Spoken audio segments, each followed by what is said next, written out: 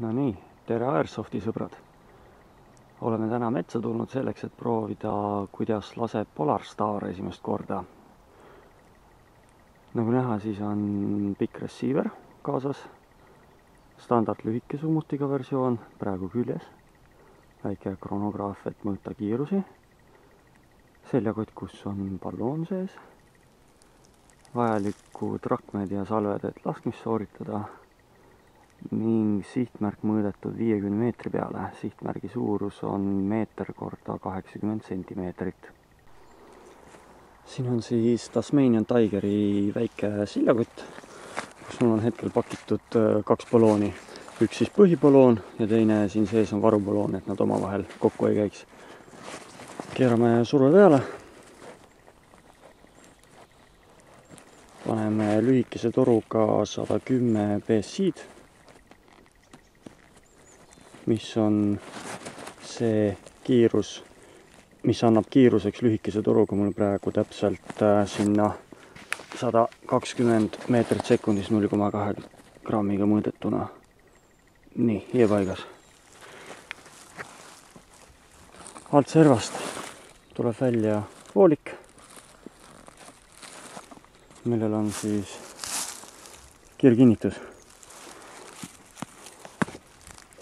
Ühe käega on seda veidikene keeruline teha. Niimoodi siis käib. Ja nüüd ongi relv laskevalmis. Kaitseriiv, üksiklask ja valang.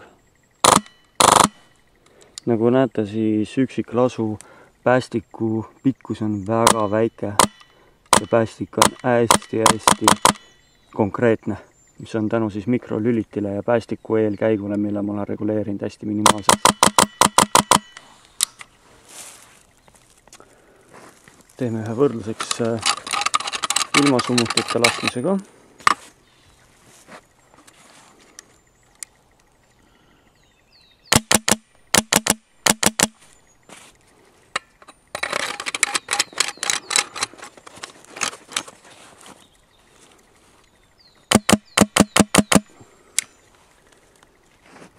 Koos kuuliga muutub heli veel vaiksemaks, sest siis kuul summutab oma jagu.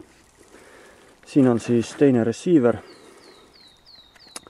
tavaline M4 18-tolline toru, SPR laesäär, UTG 1-4 korda sihik ja peal siis optikakinnitus, mille peal omakorda veel kaamerakinnitus. Mõõdame ära kiiruse, see on siis 0,3 grammi biovalkuul ning hop-up on peal, nii nagu on tavaline lennutrajektoor.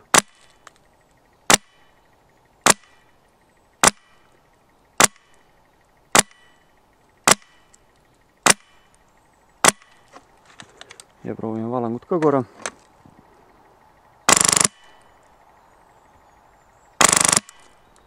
Nagu näete, siis laskestabiilsus on väga hea, nii üksiklasu kui valangu režiimis. 50 meetrit, Blaster 0,3 grammi pikk raud.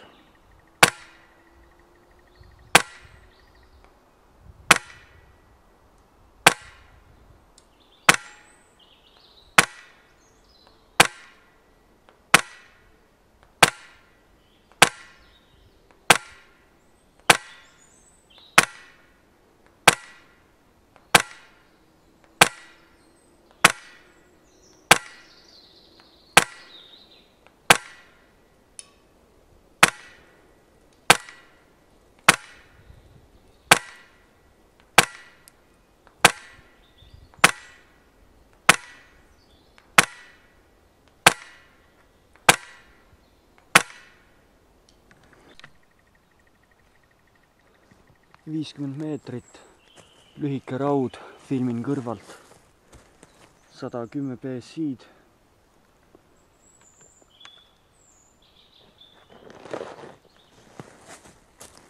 Punatäpiga, Blaster 0,3.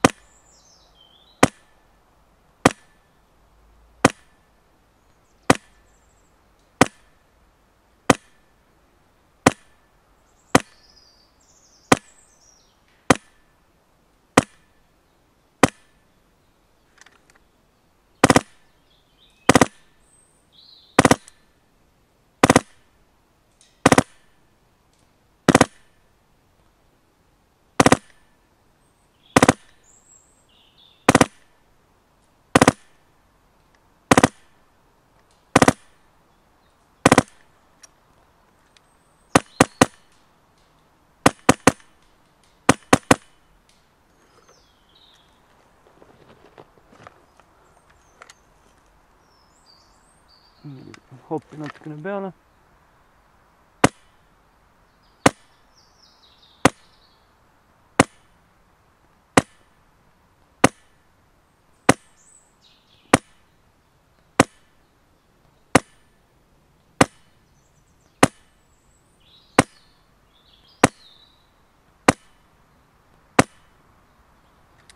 Valang.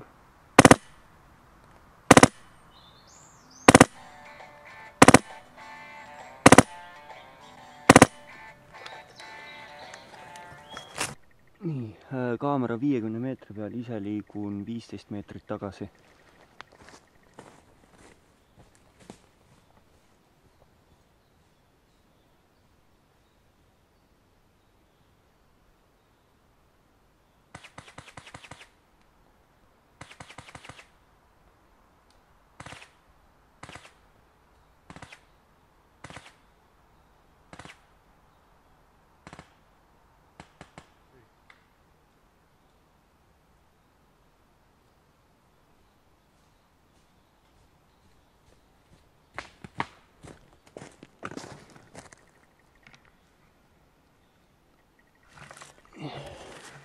Nii, siin oli esialgne laskeplats ja viimase lasin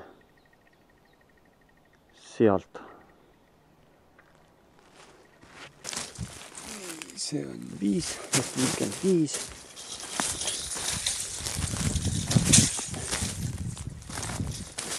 Nii, see on 60.